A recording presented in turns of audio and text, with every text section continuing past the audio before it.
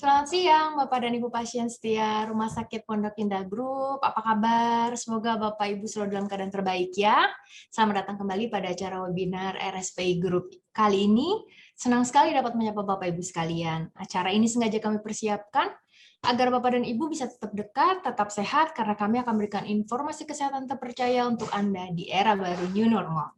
Kali ini tema yang akan kami bawakan sebenarnya adalah hal yang sangat penting nih, namun cenderung diabaikan oleh banyak orang, yaitu masalah gigi. Temanya adalah mitos dan fakta sakit gigi. Benar tidak ya jika gigi banyak orang tuh sering disepelekan, jarang-jarang dicek atau diperiksa, atau bahkan beberapa di antara Bapak dan Ibu takut nih datang ke dokter gigi. Semoga tidak ada ya Pak, Bu. Kan hari ini saya, Dr. Gigi Anisya Pramesti, beserta dokter narasumber hari ini, yaitu Dr. Gigi Rina Permatasari, SPKG. Dr. Rina, selaku dokter gigi spesialis konservasi gigi dan mulut, akan membagikan berbagai informasi lengkap seputar masalah gigi Bapak dan Ibu sekalian. Nah, jadi saat ini nih untuk pasien, Bapak Ibu yang sedang sakit gigi atau malah sudah lama tidak datang untuk cek dokter gigi, mari kita merapat ya. Kami menyadari bahwa pasti ada kekhawatiran tersendiri bagi Bapak atau Ibu sekalian untuk mengunjungi dokter gigi dengan berbagai alasan. Misalnya terkait dengan pandemi yang masih belum kunjung usai saat ini ya. Oleh karena itu, nanti kami akan bagikan tips, trik yang aman untuk datang ke dokter gigi bagi Bapak Ibu sekalian. Nanti juga akan ada Q&A session selama acara webinar berlangsung. Jadi, Bapak Ibu bisa bertanya atau bercerita berkaitan dengan masalah gigi, gusi, dan mulut kepada kami langsung melalui chat. Apalagi sekarang ini momennya pas nih Pak, Bu, menjelang bulan puasa. Jadi lengkap banget ya hari ini ya, pasti akan berguna sekali. Sebelumnya saya mau berbagi info dulu. Cara mengajukan pertanyaan kepada kami adalah dengan mengklik tombol Q&A yang ada di layar komputer Anda atau handphone. Tuliskan pertanyaannya disertai dengan identitas Bapak atau Ibu sekalian. Nanti akan kita bantu coba jawab oleh dokter pembicara hari ini, Dr. Rina Permatasari. Sebelum kita masuk ke bagian utama, yaitu presentasi dari beliau, tak kenal maka kata sayang ya. Berikut saya coba bacakan CV dari narasumber hari ini, Dr. Gigi Rina Permatasari, spesialis konservasi gigi. Nah, beliau ini aktif sampai saat ini berpraktek di Rumah Sakit Pondok Indah, yang di Pondok Indah lokasinya tepatnya ada di lantai basement 1, dan di Rumah Sakit Pondok Indah Puri Indah, lokasinya ada di lantai 8. Nah, educational background beliau ini bisa kita baca ya, Bapak dan Ibu sekalian, lulusan alumni dari Fakultas Kedokteran Gigi UPDM, atau biasa kita kenal dengan Universitas Mustopo, mengambil spesialis di FKG Universitas Indonesia, dan mengambil doktor ilmu kedokteran gigi tahun 2019 hingga 2016. Untuk pengalaman beliau sudah cukup banyak, sudah sangat terpercaya. Dari dulu sampai saat ini aktif bergabung dengan Rumah Sakit Pondok Indah Group sejak 2007 nih, Pak Bapak-bapak dan Ibu-ibu, sebagai endodontis spesialis konservasi gigi. Kemudian hingga saat ini sebagai Departemen Head Histologi dan Departemen Head Konservasi Gigi di FKG UPDM, dan juga menjadi Head of IKOR di Jakarta Selatan hingga saat ini. Nah, sekilas ya, jadi sangat luar biasa sekali Dr. Rina ini. Untuk mempersingkat waktu, kita langsung saja dengarkan materi yang menarik yang akan dibawakan oleh Dr. Rina kali ini. Untuk waktu dan tempat, kami persilahkan, Dok.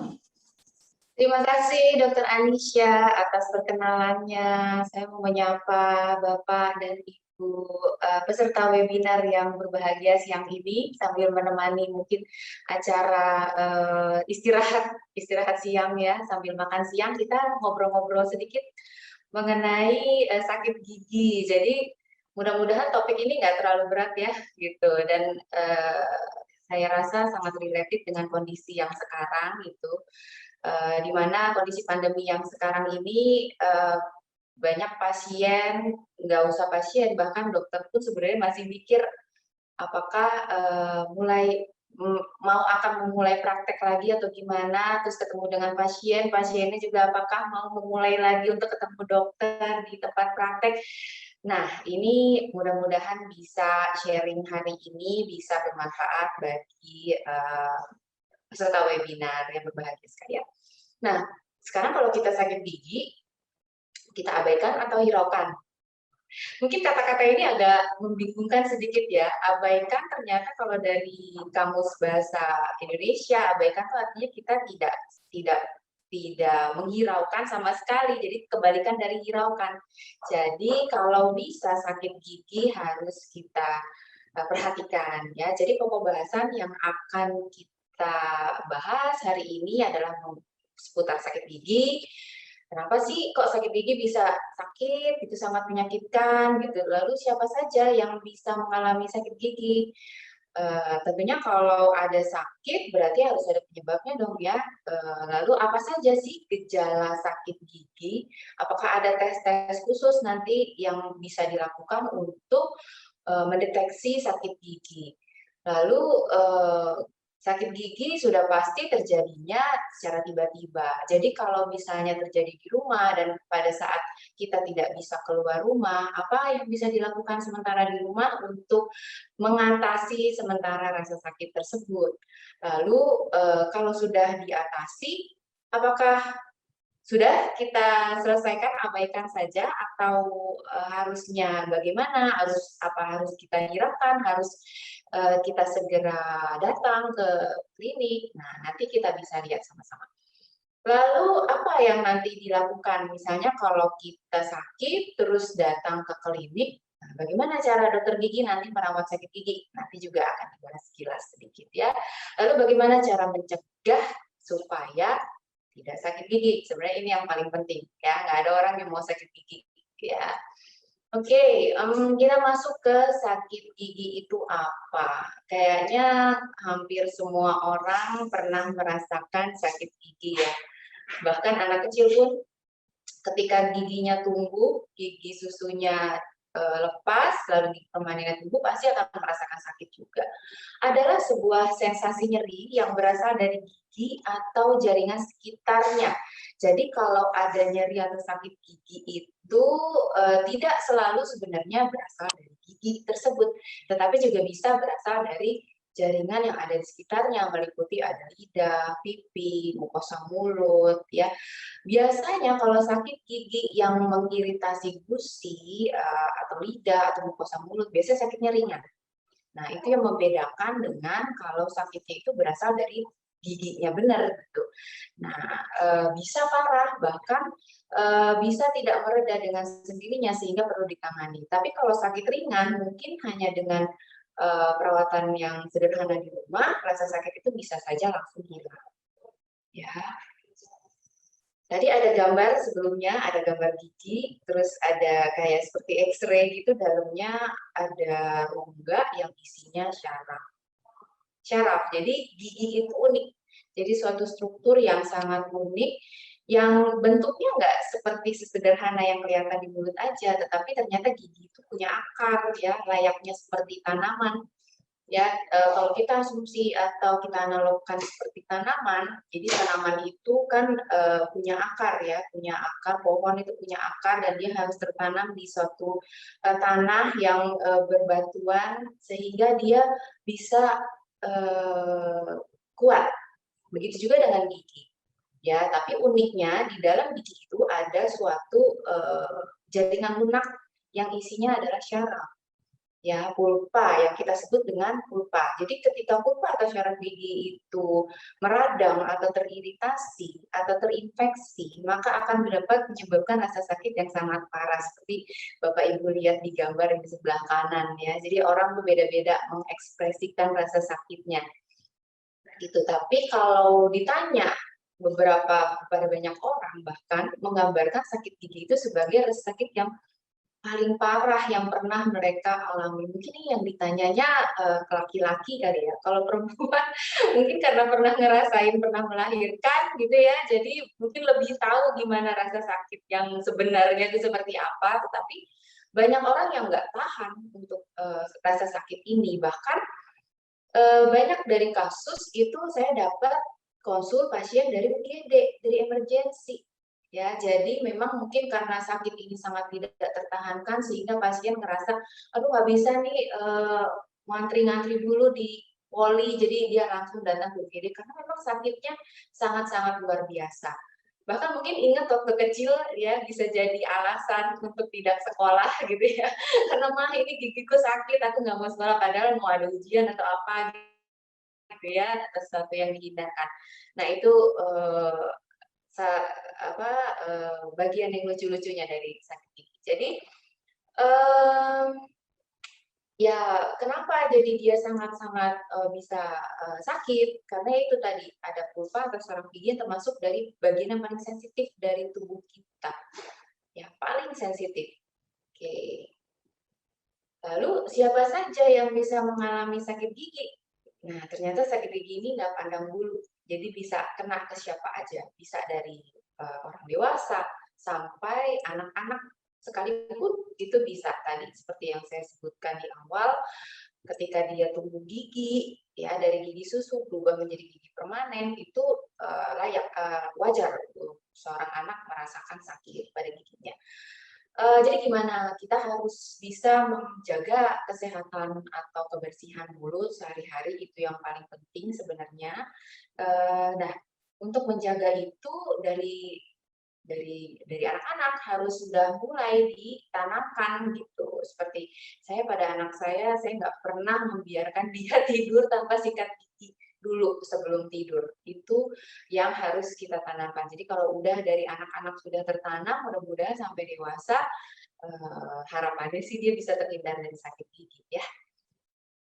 Nah, kalau kita ngomong gigi, berbicara mengenai gigi, ada baiknya kita mengenali bagian-bagian dari gigi itu sendiri, gitu. Mungkin di sini, Bapak Ibu udah banyak yang paham ya masalah ini, tapi nggak ada salahnya untuk kita, kembali membahasnya. Nah, gigi itu terdiri dari lapisan-lapisan, ya, terdiri dari lapisan yang paling luar itu namanya lapisan email. Email ya, atau bahasa Inggrisnya enamel. Tapi kita kalau bahasa Indonesia lapisan email. Email itu adalah lapisan yang paling keras, terletak di paling luar dari gigi. Ini mirip kayak porselen. Jadi dia kuat, tetapi dia cukup getas. Jadi, tetapi karena dia kuat itu dia melindungi lapisan-lapisan yang di bawahnya gitu. Jadi, di bawahnya email ada lagi lapisan yang disebut dentin. Nah, di mana dentin ini, dia terdiri dari rongga-rongga, ya, rongga-rongga yang bisa menyampaikan, rangsangan ke saraf. Saraf itu adanya di tengah-tengah gigi. Nah, ini yang namanya, disebut sebagai pulpa gigi. Ya, isinya sebenarnya tidak hanya saraf, tetapi juga pembuluh darah.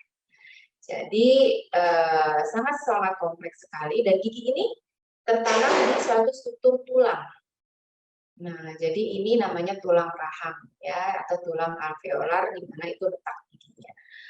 Oke, kita lanjut. Ini saya mau memutar sebuah video mengenai penyebab sakit gigi. Mudah-mudahan jadi tidak ngantuk. Kita bisa simak sebentar ya. If you feel a flash of pain in your gums or sudden toothache, you're not alone. A survey by the American Family Physician revealed that 22% of adults have experienced pain in their teeth, gums, or jaw within the last 6 months. The good news is most causes of sudden tooth discomfort are easily treatable by your dentist. Here are 10 possible reasons why your teeth might be giving you pain and when to see a doctor. 1. Exposure to extreme heat or cold. Tooth sensitivity is caused by worn tooth enamel or exposed nerves in your teeth. When you eat or drink something with an extremely low or high temperature, you may feel a sudden, sharp flash of pain. 2. Gum recession. As you age, gum tissue often begins to wear, causing gum recession. This recession leaves the roots of your teeth exposed, as well as leaving you more vulnerable to gum disease and tooth infections. 3. Enamel erosion. This kind of sensitivity can be caused by eating a highly acidic diet, brushing your teeth too hard, and other factors. As a result, the enamel that coats and protects your teeth begins to wear away and is not replaced. This can lead to sharp, stabbing pain that sends shivers up your spine when you bite into certain foods. 4. Tooth decay. Tooth decay, also referred to as a cavity, might be the reason why your teeth have suddenly started bothering you. Once the decay begins to progress toward an infection, you may start experiencing pain in your tooth. 5. Gum infection. Gum disease is called gingivitis in its early stages, and some people don't even know that they have it. Sensitive teeth and gums can be a sign of escalating gum disease. 6. Cracked tooth or crown. You may not be surprised to learn that a cracked tooth or crown can cause tooth pain and sensitivity. But there are cases when you may have a tooth cracked ever so slightly, so that it causes pain but is nearly impossible to see. 7. Sinus infection. One symptom of a sinus infection is pain in your teeth and in your jaw. As your sinuses become inflamed and filled with pressure from the infection, they can compress the nerve endings of your teeth. 8. Grinding or clenching jaws. Grinding your teeth and clenching your jaws can lead to chronic tooth sensitivity, as you wear away at the enamel on your teeth. While many people clench or grind their teeth from time to time, high-stress circumstances or poor sleep can lead to you increasing this habit without you realizing it, resulting in tooth pain that seems mysterious. 9. Dental procedures. Recent fillings or tooth work involving drilling can temporarily make the nerve endings of your teeth more sensitive. Sensitivity from a tooth filling procedure may last up to 2 weeks. 10. Teeth bleaching products. Using whitening strips, bleaching gels, or having an in-office teeth whitening procedure can put you at a higher risk of tooth sensitivity. Pain in your teeth that's caused by teeth bleaching is often temporary and will usually subside if you stop using whitening products. If your teeth have become sensitive when they never were before, make an appointment with your dentist. They may be able to recommend a simple treatment, such as a sensitivity-reducing toothpaste. Your dentist will also be able to tell if you need a corrective procedure, such as a filling or a tooth extraction, to relieve your pain. Some symptoms should never be ignored. See your dentist right away. Jadi tadi sudah dilihat mengenai penyebab-penyebab dari sakit gigi. Ini juga ada simpulan bahwa penyebab sakit gigi itu bisa macam-macam ya, tapi kita ngerasanya kayak giginya yang sakit gitu, tetapi juga bisa karena sensitif ya, ada sensitif dari makanan yang terlalu panas, yang terlalu dingin, lalu ada juga pada gusi, misalnya ada infeksi pada gusi atau gigi yang mau tumbuh ya, gigi bungsu ya, yang nggak kebagian tempat sehingga menyebabkan dia ada rasa sakit ketika dia mau tumbuh. Lalu ada juga karena lubang gigi, lalu ada juga karena lubang gigi yang menyebabkan sampai terjadi radang pada syarafnya. Lalu bisa juga karena sinus, ya, karena infeksi sinusitis kadang juga rasanya sakitnya bisa sampai ke gigi. Lalu juga bisa karena udah terjadi pembusukan pada gigi sehingga terjadi abses di sekitar mulut atau giginya retak. Ya, banyak juga sekarang kasus gigi yang retak ya, yang menyebabkan sakit gigi, kelihatannya gigi utuh, giginya utuh. Kadang kan orang berpikir bahwa sakit gigi itu biasanya karena lubang gitu, padahal nggak selalu gitu. Kadang ada juga gigi yang utuh, terlihat utuh, tapi ternyata bisa sakit. Nah, itu juga mungkin terjadinya tadi retak tadi. Nah, sekarang mungkin bisa dipahami ya, karena tadi di dalam gigi itu ada syaraf. Jadi kenapa kalau kita makan, minum yang panas, dingin, manis, asam, itu terasa, kita bisa merasakan gitu. Karena ada tadi yang ada lapisan tadi, awalnya dari dentin itu, lapisan dentin itu terdiri dari tabung-tabung mikroskopis yang padat, dia mengarah dari email, tadi lapisan paling luar, ke arah pulpa, si dentinnya tadi. Nah, ketika si emailnya itu hilang atau rusak, ya, jadi dentinnya terbuka, maka bahan-bahan yang mengiritasi, baik itu rangsangan panas, dingin, mau ada kuman atau ada yang lain-lain, itu bisa melewati si tabung-tabung dentin tadi, terus masuk ke dalam bagian yang di dalam gigi tadi, syaraf. Jadi saat makanan yang manis itu kita makan, ya padahal biasa, nggak mungkin kalau untuk orang normal atau untuk gigi yang emailnya tidak hilang, ya itu sih nggak ada rasa yang mengganggu ya. Tetapi rangsang biasa pun kalau emailnya hilang, maka bisa kayak kita menggigit es krim. jadi ngilu banget, itu sakit sekali. Ya, jadi unik gigi ini. Tapi kenapa sih Tuhan menciptakan ya gigi itu kok ada syarafnya sih gitu, sehingga jadinya kan kita jadi bisa merasakan sakit. Justru itu adalah anugerah dari Tuhan. Kenapa? Kenapa ada syaraf atau pulpa di situ sehingga supaya giginya itu kalau dia ada ancaman atau ada sesuatu yang merusak, itu dia ngasih alarm, ngasih tahu, ngasih alert.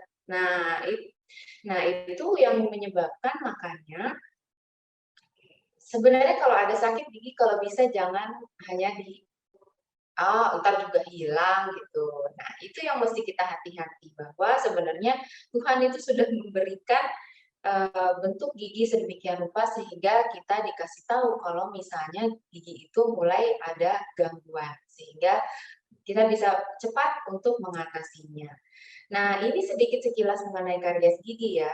Kenapa gigi itu juga unik ya? Karena bukan salah satu, mungkin satu-satunya penyakit gigi ya itu adalah karies gigi. Ya, karies gigi, kenapa bisa terjadi karies gigi? Ya, karena kita kan sehari-hari makan dan minum semua masuk ke dalam mulut terus dikunyah oleh gigi. Nah, makan dan minum itu yang mungkin melekat di mulut yang tidak segera terbersihkan, maka mulut kita kan juga memang terdiri dari banyak bakteri di dalamnya gitu, karena satu-satunya bagian yang bisa memasukkan macam-macam dari luar ke dalam tubuh kita gitu ya. Jadi memang sudah ada bakteri di situ. Ketika makanan dan minuman tidak dibersihkan, maka si bakteri yang ada di mulut kita itu memfermentasi gula yang ada di dalam makanan. Hasil akhirnya adalah asam. Nah, seiring dengan waktu, asam itu bisa melarutkan lapisan email yang tadi dibilangnya paling keras sebenarnya ya, kayak porselen gitu. Tetapi sekali dia kena asam, dia rusak. Nah, ini uniknya gigi. Jadi, makanya kenapa gigi itu bisa dijadikan identifikasi, maaf ya, identifikasi jenazah. Ya, karena sekalipun misalnya amit-amit jenazah itu kena bom, meledak semua, rusak, tetapi gigi pasti utuh.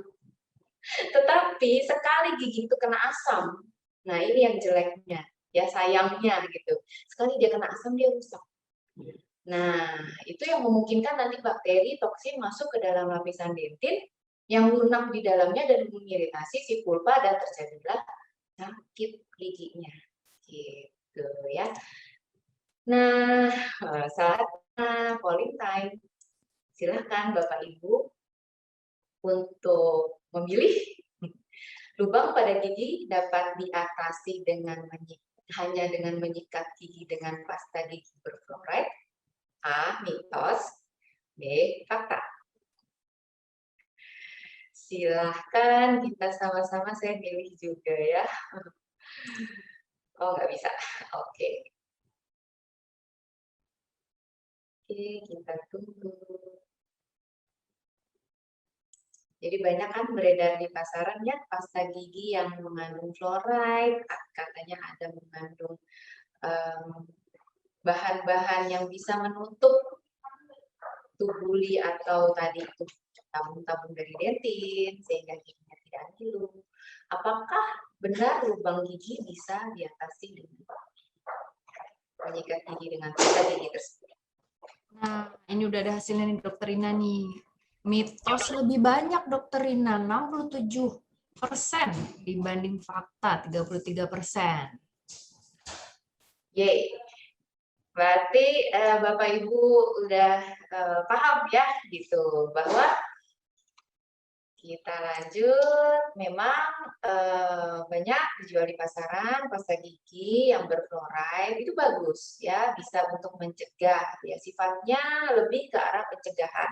Tetapi ketika sudah terjadi lubang yang meluas ya, nggak bisa hanya diatasi dengan pasta gigi tadi. Jadi memang harus ada tindakan ya, tindakan yang dilakukan oleh dokter gigi. Oke, kita lanjut. Nah, ini ada fakta unik ya mengenai sakit gigi ya. Mungkin supaya juga Bapak Ibu mengetahui bahwa penduduk Indonesia itu itu sebesar 72,3% besar loh ya, mengalami karies gigi. Nah, karies gigi ini yang tadi berpotensi menjadi sakit gigi bila tidak dirawat. Itu data dari Susan Asia 2013. Sakit gigi merupakan alasan utama mengapa pasien memeriksakan dirinya ke dokter gigi, bahkan tadi ke UGD ya, datang ke UGD karena sakit gigi. Dan perawatan gigi memang erat kaitannya dengan sakit gigi, dan banyak pasien merasa bahwa selama perawatan gigi pada derajat tertentu pasti akan terasa sakit. Memang kita nggak mau bohong ya, pasti nanti ada, tetapi dokter gigi yang baik akan meminimalkan rasa sakit itu. Ya, tujuannya adalah ketika dilakukan tindakan, maka rasa sakit yang nantinya bisa kita hindari gitu. Jadi kita bisa terhindar dari rasa sakit yang lebih parah. Dokter gigi sering menggunakan rasa sakit sebagai alat bantu diagnosis, ya, walaupun sebenarnya bukan selalu berkaitan atau berkorelasi kuat dengan kerusakan jaringan. Jadi gini, banyak orang yang berbeda-beda dalam mentoleransi rasa sakit. Ada orang yang sangat tolerir, ada yang enggak gitu. Sebenarnya ada plus dan minusnya. Bagi orang yang sama-sama sensitif, sebenarnya bagus, tapi dia mungkin menjadi terasa tersiksa ya, karena dikit-dikit kayaknya dia merasakan sakit. Tetapi bagusnya adalah orang ini lebih alert, sehingga lalu dia segera mencari pertolongan dan akhirnya giginya jadi tertangani secara cepat. Tetapi ada juga jenis orang yang toleransinya sangat tinggi dengan rasa sakit. Jadi dia merasain kayaknya kalau sakit itu harus benar-benar sakit baru dia merasa sakit. Nah, ini sebenarnya bahaya. Enaknya apa? Orang ini mungkin ngerasa hidupnya tuh aman, nyaman, tenang gitu. Tidak pernah sakit, tetapi ketika dia merasakan sakit, biasanya nanti jaringan giginya sudah keburu, lubangnya sudah terlalu besar, atau bahkan sudah terjadi pembusukan. Nah, ini yang dampak tidak baiknya, ya. Sekarang kalau sakit gigi sebenarnya kayak apa sih gitu? Apa yang dikategorikan sebagai sakit gigi? Nah, biasanya adalah berupa sakit yang tajam, atau tumpul, atau denyut ya, spontan, maksudnya tanpa ada rangsa napas tiba-tiba giginya sakit aja gitu. Dan berlangsungnya bisa cepat, bisa lama, bisa konstan, bisa hilang timbul. Jadi banyak macam sakit gigi, ya. Lalu sensitif terhadap makanan dan minuman yang dingin atau manis, tetapi jarang pada makanan dan minuman yang panas. Tapi di beberapa kasus bisa terjadi makanan panas dan minuman yang panas juga bisa bikin sakit. Lalu tidak nyaman kalau ditekan. Ditekan tuh sakit, makanya kalau di foto kalau orang gini ya, megang pipi. Nah, terus juga terjadi pembengkakan ya, pada kondisi yang sudah terjadi infeksi bisa terjadi pembengkakan pada gusi atau pada wajah. Dan yang spesifik juga tidur malam terganggu. Biasanya jadi nggak bisa tidur malam gitu. Jadi kualitas hidup kita jadi menurun dan bisa mengganggu aktivitas sehari-hari. Lalu bisa terjadi juga demam dan sakit kepala ya, itu yang umum terjadi. Nah, kalau kita sakit gigi, maka nanti ada beberapa tes khusus yang bisa dilakukan nanti oleh dokter ya. Pertama pastinya tanya jawab. Pasti ditanyain dulu, sakitnya kayak apa Bu, Pak? Kapan gitu? Apa yang memicu gitu? Lalu berapa lama sakitnya? Sejak kapan? Apakah dulu pernah merasakan seperti ini? Lalu habis itu dokter akan melakukan tes untuk mengetahui giginya itu masih hidup atau sudah mati. Ya, syarafnya itu masih hidup atau sudah mati. Kalau masih hidup, bagus justru. Kalau yang sudah mati, justru itu yang bahaya, yang bisa menyebabkan dari infeksi dan bengkak sampai ke pipi dan ke muka, mencacat wajah. Ya, lalu dokter gigi juga nanti akan melakukan tes ketuk-ketuk perkusi. Jadi jangan bingung kalau nanti dokter ketuk-ketuk mana. Nah, itu kalau bisa dirasakan, mana kita harus bisa membedakan.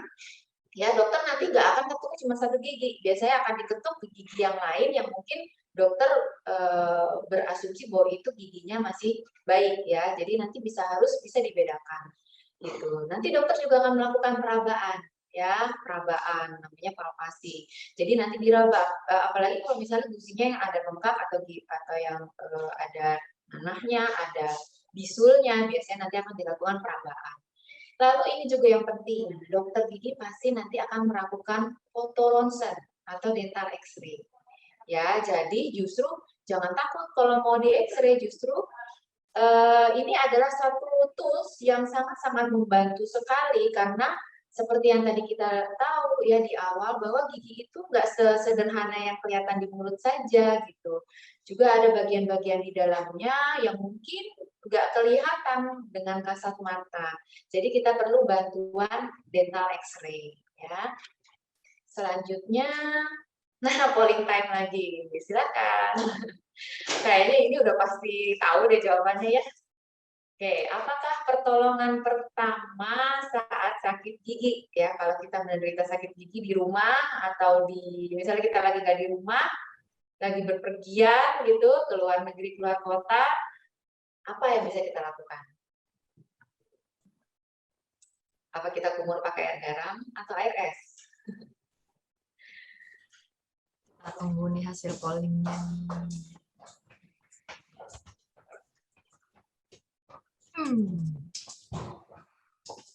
Benar dokter, udah banyak yang tahu 86% menjawab air garam.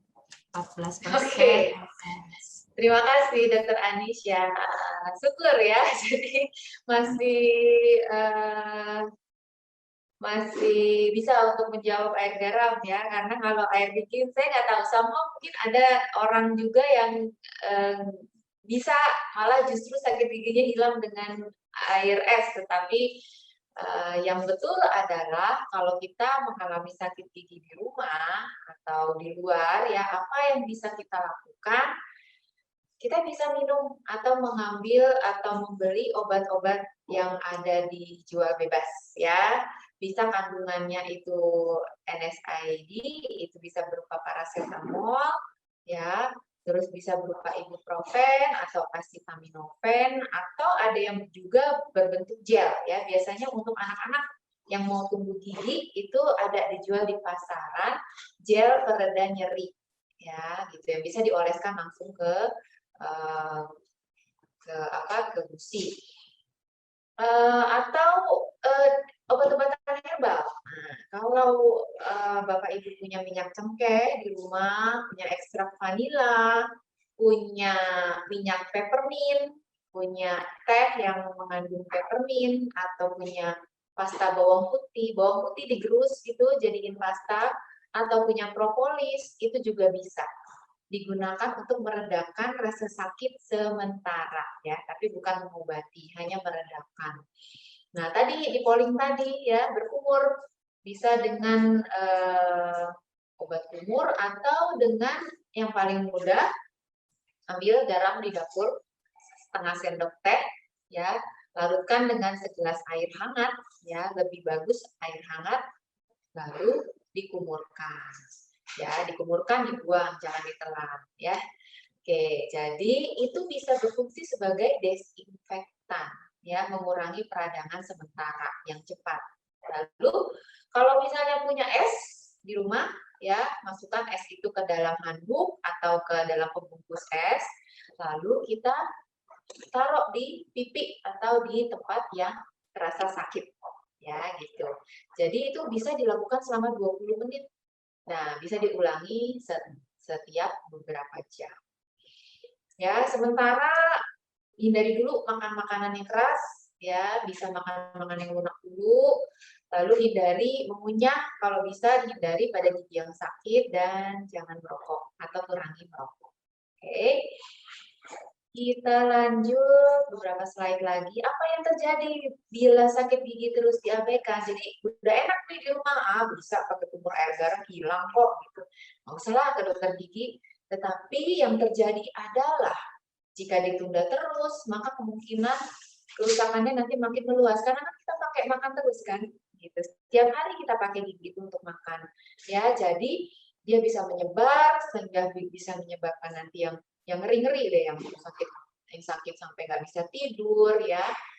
dan bisa terbentuk abses, bengkak, bisa mencacat muka, bahkan aksesnya bisa tembus sampai ke bawah rahang sini gitu. Jadi yang nanti malah jadinya scar ya, nggak bisa hilang gitu, bisa jadi bekas. Jadi kalau udah sampai seperti itu, mungkin dokter gigi hanya punya dua pilihan ya, dilakukan perawatan syaraf yang nanti kunjungannya bisa bolak-balik, atau dilakukan pencabutan gigi kalau giginya sudah benar-benar rusak ya. Jadi ayo kita ke dokter gigi. Nah, ini ada gambar di sebelah kanan, mungkin Bapak Ibu bisa notice ya. Apa yang Bapak Ibu lihat pertama? Adalah giginya hilang, ompong ya. Padahal Bapak Ibu tahu bahwa selain itu si Bapak yang di tengah ini alisnya hilang satu ya. Tetapi ketika melihat gambar ini atau ketemu orang ini, kita pasti langsung notice giginya dulu gitu, senyumnya dulu. Jadi kenapa gigi itu sangat penting ya? Karena sangat mengaruhi penampilan kita dan kualitas hidup kita. Jadi kalau misalnya kita sakit gigi, jangan terus-terusan diabaikan ya. Apalagi kalau misalnya sakitnya udah bertahan lebih dari 2 hari nih, 2 hari udah dikumur-kumur air garam, tapi tetap aja nggak bisa hilang sakitnya. Padahal udah minum obat, udah minum paracetamol dan sebagainya, tetap sakit. Lalu aktivitas kita terganggu ya, jadi yang tadinya bisa kerja, jadi malah nggak bisa kerja, nggak bisa mikir ya, yang tadinya harus ngurus anak, terus anaknya jadi susah, terbengkalai ya, terus nggak bisa tidur malam-malam ya, terus jadi tensinya naik gitu ya, disertai nanti ada demam, terus nyeri waktu menggigit, jadi makan nggak enak, ada gusi berdarah, merah, bengkak, rasa tidak nyaman, pokoknya dalam mulut, bisa mulutnya jadi bau ya. Lalu pipi bengkak ke mata dan leher. Mungkin kalau era pandemi ini semua pakai masker, jadi nggak terlalu ini ya, apa notice. Tapi tetap aja bisa mencacat wajah. Tadi kalau misalnya dia sampai pecah di luar, terus bisa jadi cacat permanen. Lalu sulit menelan, buka mulut dan sebagainya. Ya, oke. Nah, di era modern ini, ya, jadi kalau kita sekarang ke dokter gigi di era pandemi, jangan risau lagi. Saya akan ada video sedikit, boleh disimak.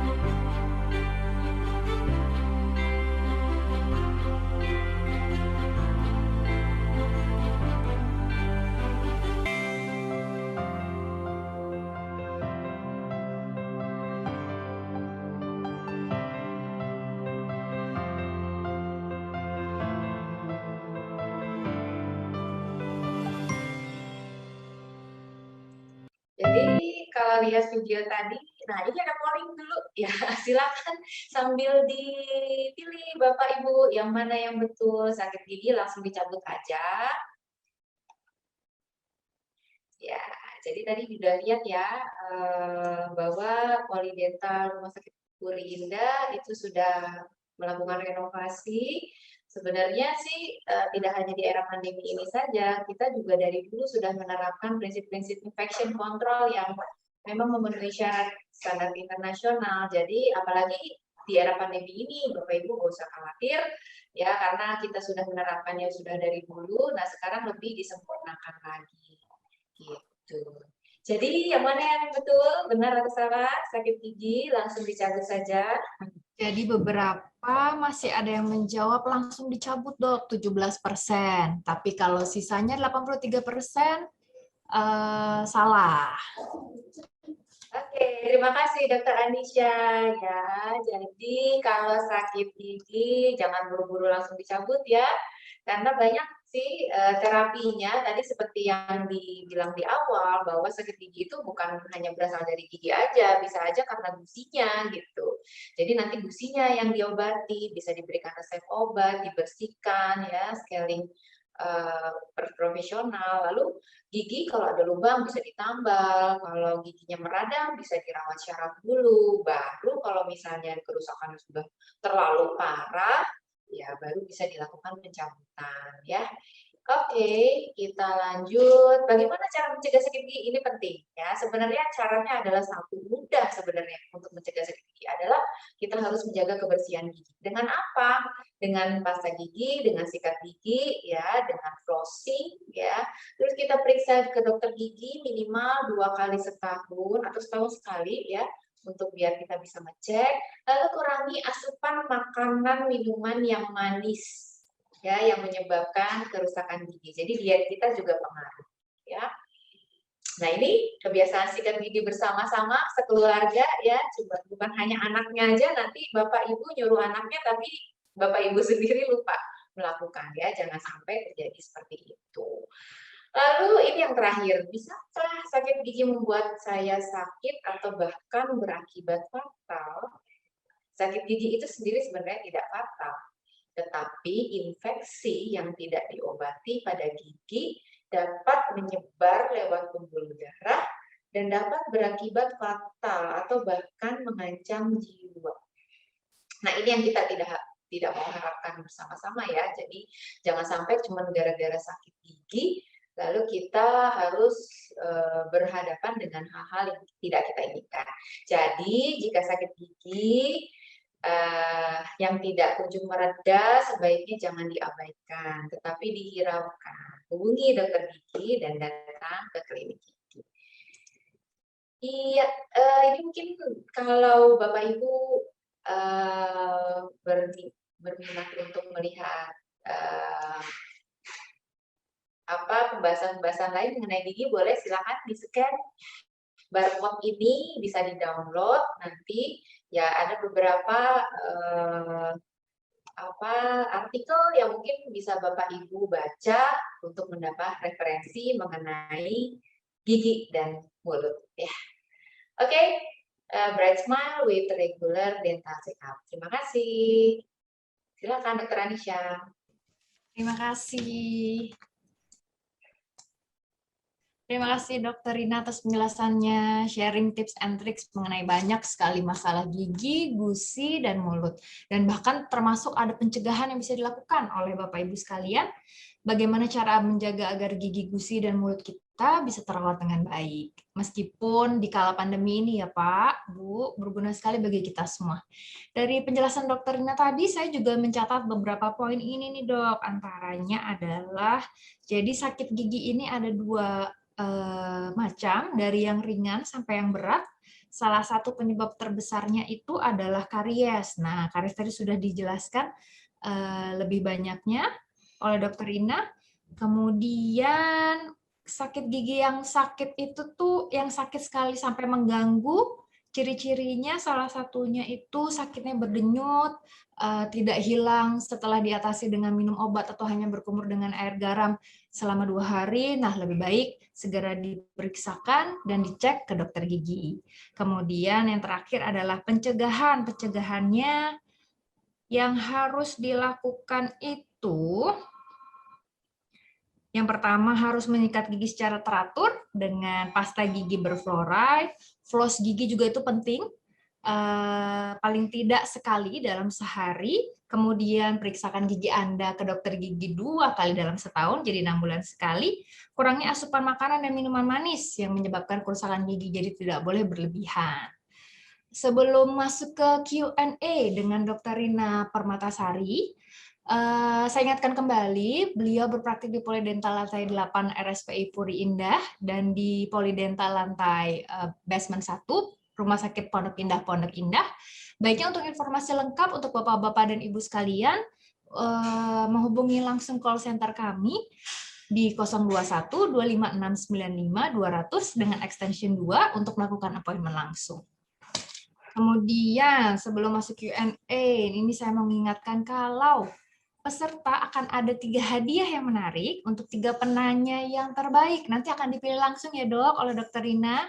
3 pertanyaan terbaik. Jika Bapak Ibu mau konsultasi langsung ke dokter, bisa langsung datang ke rumah sakit ya.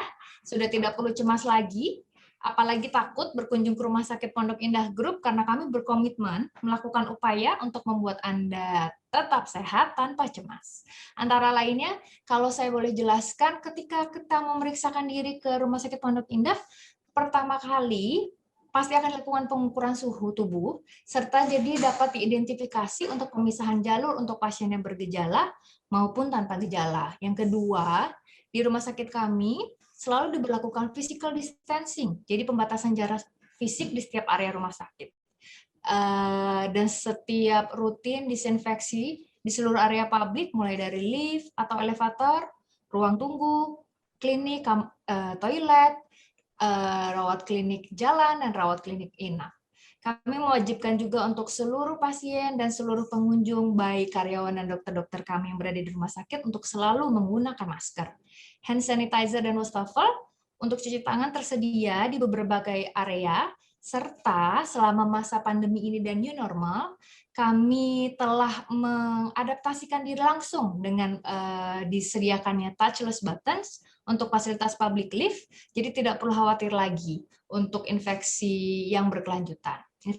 Investasi yang langsung kami adaptasi ini untuk membuat Bapak dan Ibu sekalian yang datang ke rumah sakit kami untuk lebih nyaman.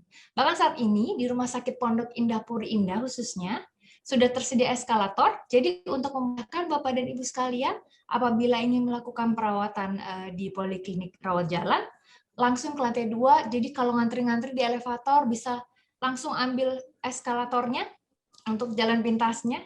Dan juga yang paling pentingnya, seluruh karyawan rumah sakit dari petugas keamanan di depan, kebersihan, seluruh vendor internal, dokter-dokter dan perawat kami semua sudah tervaksinasi COVID-19. Begitu. Sebelum masuk ke sesi tanya jawab nih, saya mau menginformasikan bahwa polidental baru yang baru direnovasi ini di Rumah Sakit Pondok Indah Puri Indah sudah mengadaptasi peralatan canggih disesuaikan dengan kebutuhan saat masa new normal.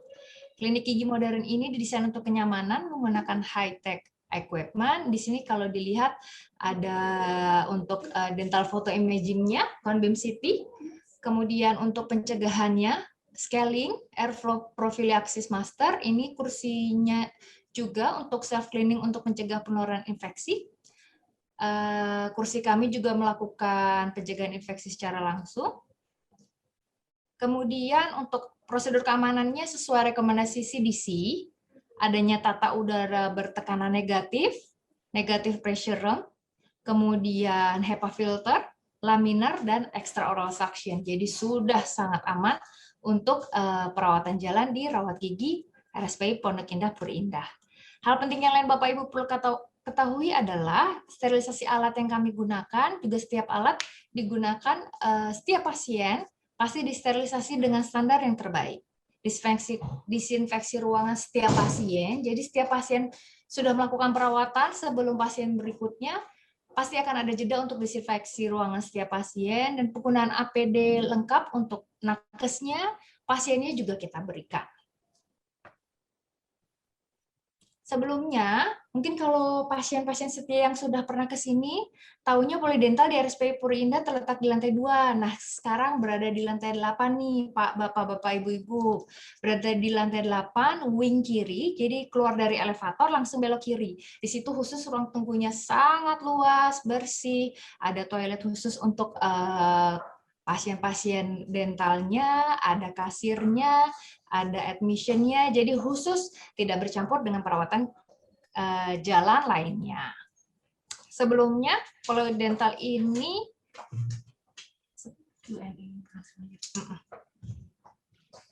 tadi sudah dilihat ya bentuk renovasi yang terbarunya untuk mempersingkat waktu. Sekarang kita mulai Q&A session-nya. Ada beberapa. Nah, yang pertama, dari Ibu Erin, The Asian Parent Indonesia. Dokter mau tanya, kondisi seperti apa yang membolehkan ibu hamil ke dokter gigi? Bagaimana tips membujuk anak agar mau ke dokter gigi tanpa harus ada drama? Terima kasih, Dok. Bagaimana nih, Langsung Dokter? dijawab ya. Langsung dijawab boleh, Dok. Oke, makasih Dokter Anisha. Ini Ibu Erin dari Asian Parent Indonesia. Saya jawab yang pertama, dokter mau tanya kondisi seperti apa yang membolehkan ibu hamil ke dokter gigi. Nggak ada kondisi yang nggak membolehkan sih. Jadi mau kalau ibu hamil datang aja ke dokter gigi, nggak ada masalah gitu ya. Apalagi kalau ibu hamil punya masalah gigi gitu. Jadi itu justru harus datang sehingga nanti mungkin dokter gigi bisa menyelesaikan masalahnya ya. Rata-rata sih mungkin biasanya karena ada lubang, ada sakit, atau ada gusinya yang iritasi atau meradang.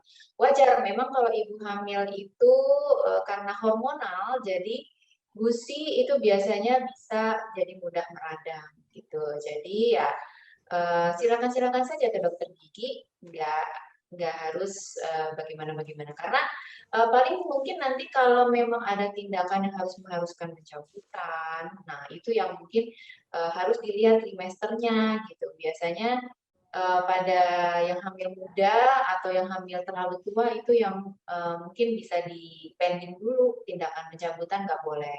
Tapi di luar itu sih nggak ada masalah. Yang penting datang dulu aja ke dokter gigi dan nanti bisa dicek kondisinya apa yang perlu dilakukan. Lalu bagaimana tips membujuk anak agar mau datang ke dokter gigi tanpa harus drama? Terima kasih dok. Memang kalau anak itu beda-beda ya, susah-susah gampang atau gampang-gampang susah ya. Jadi ketika dia sakit lalu diajak ke dokter gigi itu yang susah. Nah tipsnya adalah sebelum dia sakit, ya coba anaknya kapan-kapan dibawa aja ke dokter gigi. Untuk apa? Untuk periksa-periksa aja gitu, untuk ngobrol-ngobrol aja sama dokternya gitu, untuk kenalan gitu. Jadi kenalan dengan situasi klinik seperti apa ya. Sebagai informasi ya Ibu Erin, kalau klinik kami itu untuk klinik anaknya memang didesain berbeda, jadi lebih friendly, child friendly lah istilahnya. Jadi semua sudah didesain sedemikian rupa, bahkan dokter gigi dan dokter gigi spesialis anak ya. Jadi kita punya nanti ada dokter gigi tim kita itu ada yang memang dokter gigi spesialis anak. Biasanya dokter gigi itu sudah di training ya, bagaimana caranya menghadapi psikologis anak yang mungkin anaknya takut atau apa. Jadi dokternya lucu-lucu, bahkan dokter yang perempuan dan laki pun yang kesannya kalau laki-laki kayaknya galak ya, justru lucu gitu. Jadi kalau datang malah justru anaknya malah senang. Ya, dokter gigi biasanya sudah menyiapkan macam-macam, bisa ada mainan-mainan atau apa yang bisa bikin anak itu nyaman bahkan kalau nanti cabut gigi kalau nggak salah ada hadiah nanti gitu ya. Biasa ya kalau anak-anak gigi susunya mau copot gitu kan goyang, nanti mau ada gigi permanen yang mau tumbuh sebaiknya segera dicabut. Nah nanti ada dikasih hadiah malah gitu berupa ice cream atau apa, lalu ada juga sertifikat gitu. Jadi bikin anak malah senang malah ke dokter gigi. Jadi kapan itu ada pasien juga, mama aku maunya ke dokter gigi, mau dapat ice cream, mau dapat sertifikat, mau dapat mainan, hadiah. Nah, biasa anak-anak kalau dia baik, dia berperilaku baik, kita kasih reward, nggak masalah. Oke, gitu kira-kira Dokter Anisha. Silakan. Masih ada lagi seperti dari Ibu Atalia ya dok. Izin bertanya, bagaimana penyembuhan atau pemulihan sakit gigi akibat sinusitis dan gangguan syaraf wajah atau trigeminal neuralgia? Makanan atau obat alami apa yang harus dikonsumsi untuk mencegah dan meredakan nyeri gigi? Baik, langsung saya jawab ya. Terima kasih pertanyaannya. Mungkin ini belum Ibu ya, Atalia Alvareta, namanya bagus. Ya, pertanyaannya adalah bagaimana penyembuhan atau pemulihan sakit gigi akibat sinusitis dan gangguan syaraf wajah atau trigeminal neuralgia. Ini pertanyaannya berat sebenarnya ya. Berarti sebenarnya sakit bukan giginya dong ya, gitu. Berarti sinusnya ya, sinusitis atau gangguan saraf. Karena Gini, mungkin saya luruskan bahwa kalau kita mengalami gangguan sinus, itu infeksinya tidak ada yang bisa sampai nyebar ke gigi. Yang ada hanya sakitnya yang dirasakan menyebar sampai ke gigi. Itu jadi disangka giginya gitu, padahal ternyata ada riwayat sinusitis atau tadi trigeminal neuralgia.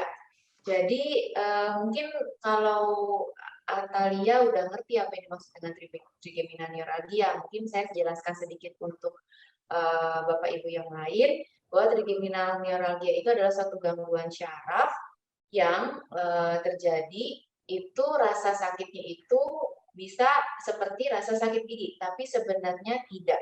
Jadi ini ini adalah gangguan pada syaraf trigeminal, syaraf kelima.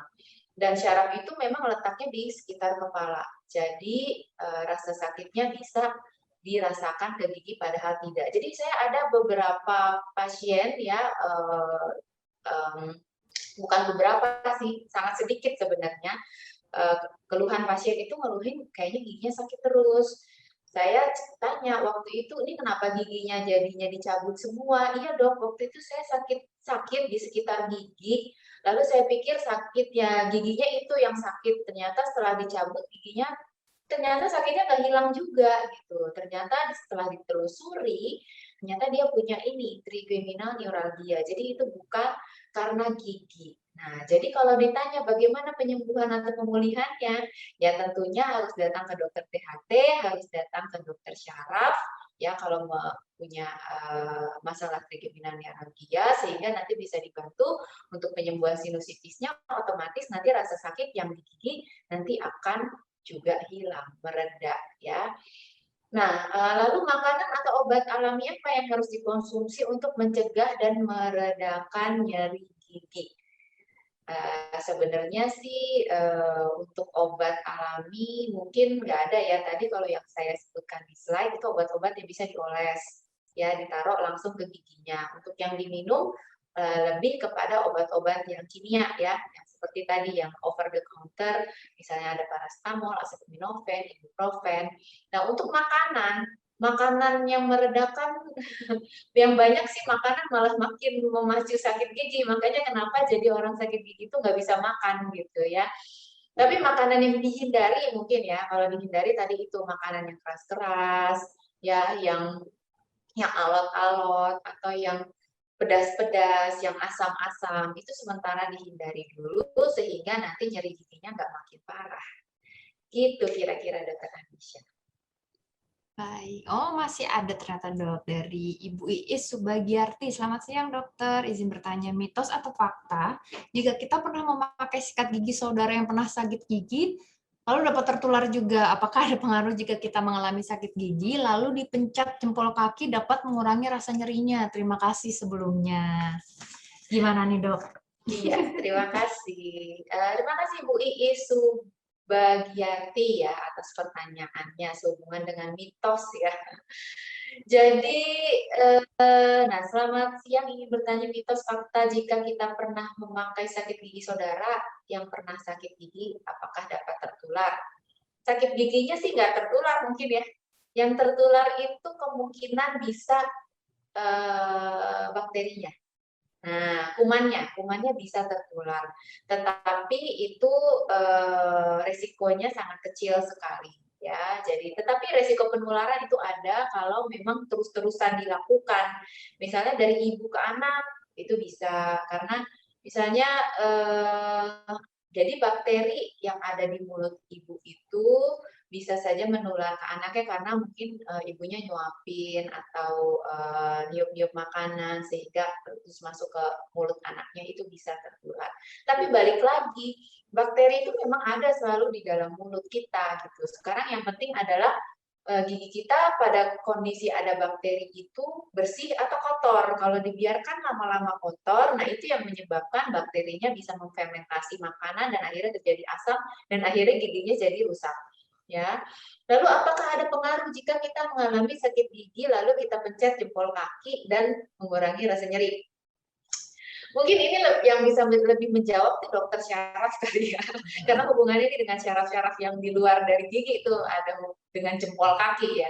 Mungkin ada hubungan ya, mungkin ada beberapa orang yang arahnya sih kayaknya lebih ke sugesti ya, sugesti. Ada beberapa orang sugesti itu berhasil, tapi ada beberapa orang yang juga enggak. Jadi enggak selalu bisa mencet jempol kaki bisa mengurangi rasa nyeri ya. Itu sih jawaban saya. Terima kasih Dokter Anisha. Masih ada lagi dari Ibu Fani. Izin bertanya Dokter Rina, bagaimana mengatasi agar tambal gigi untuk gigi berlubang tidak terbuka? Sebenarnya bagaimana cara yang bagus untuk mengobati gigi berlubang? Oke, langsung saya jawab ya. Sebenarnya tambalan gigi yang baik ya adalah tambalan gigi yang nggak bisa terbuka lagi gitu. Jadi yang diharapkan dari suatu penambalan gigi adalah dia akan tetap menutup lubang itu secara sempurna.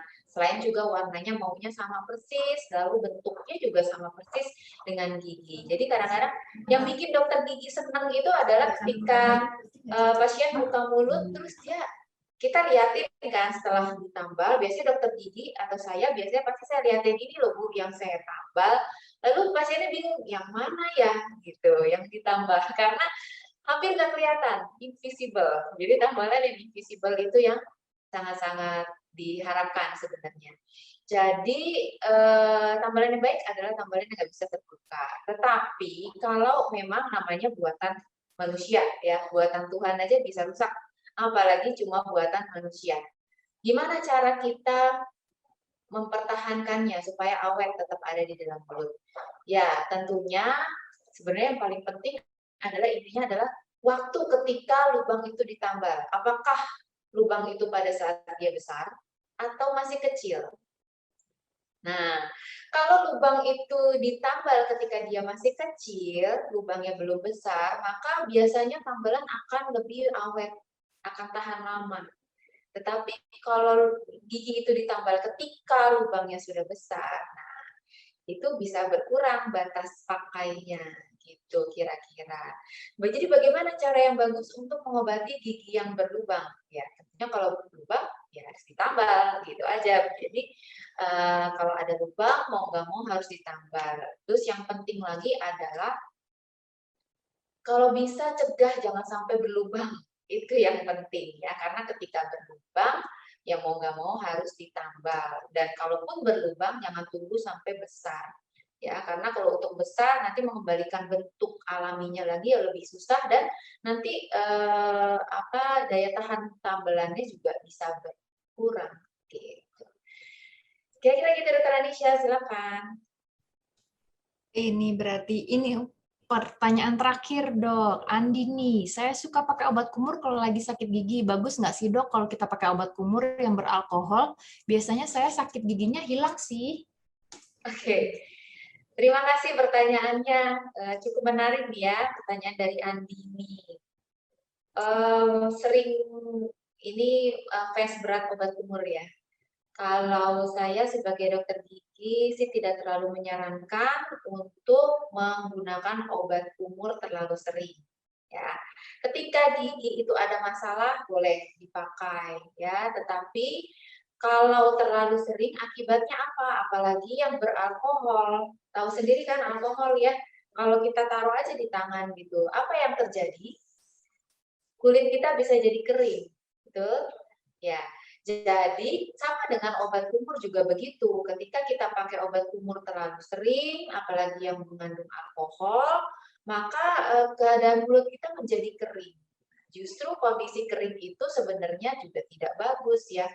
Bahwa kondisi mulut itu harus kita jaga senormal mungkin dengan adanya aliran dari ludah, saliva, justru ludah atau saliva itu yang melindungi atau melapisi gigi kita dari serangan-serangan dari luar gitu.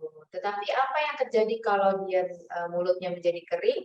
Nah, jadi lapisan yang pelindungnya itu nggak ada. Jadi gigi kita malah jadi lebih mudah untuk terpapar bahan-bahan yang berbahaya atau asam dari bakteri tadi. Jadi saran saya sih kalau memang giginya lagi sakit mungkin boleh dipakai untuk beberapa saat, tetapi kalau sudah normal Kalau bisa tidak perlu lagi, cukup dengan menggunakan pasta gigi aja setiap hari, sikat gigi yang teratur dan caranya yang betul dan baik. Terima kasih untuk kesempatan hari ini di webinar Rumah Sakit Pondok Indah Group yang saat siang ini. Bertemu lagi di kesempatan berikutnya. Mohon maaf apabila ada yang tidak berkenan. Sampai jumpa lagi.